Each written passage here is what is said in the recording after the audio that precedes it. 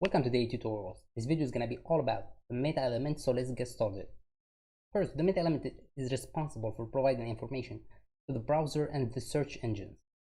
Now we're going to start with the HTML, and here we're going to choose HTML5, and this is the boilerplate that the VS Code provides. Here first we can see that meta charset UTF-8. This is basically the character encoding, which means that any language can be used in this page.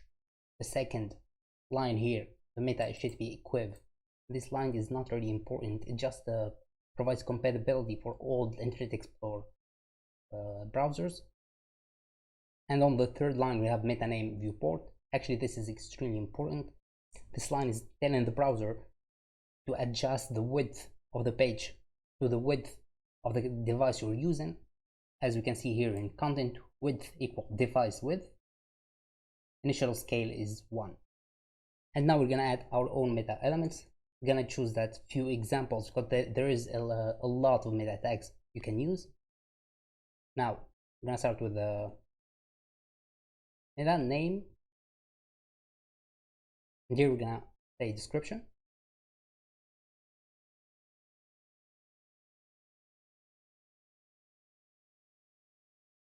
And for the content, here we're gonna actually try to describe our website. Now let's check an example from the internet. Now let's head to the FIFA website, and here's the description meta tag.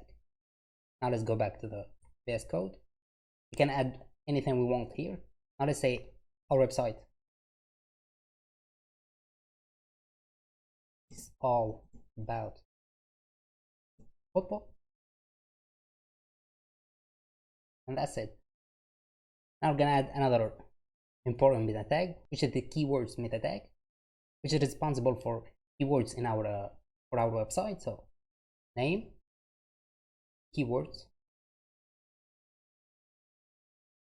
and here content, and you can add as many as you want, but you always need to put a comma between them. Let's say like football, comma, Ronaldo, etc, etc.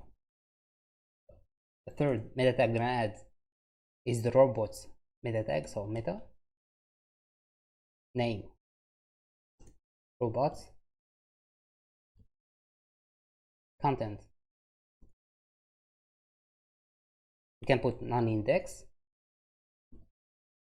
and this means that search engine should not index this file. You could do that for many reasons actually. Maybe this is the link that takes you to your dashboard for your website and you don't want anyone to see it. Now you can also add no follow, and this is telling the search engine not to index any link inside the web page. Now for the last meta tag I'm gonna add, this is the refresh meta tag. So equiv refresh, and in content we're gonna provide for how many seconds, and in content we're gonna provide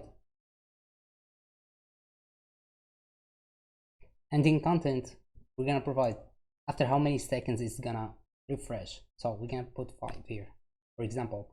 Now there is you can add also a website in case you want to redirect after 5 seconds. So here we can put like google.com or something. Thank you for watching. Don't forget to subscribe, and see you next time.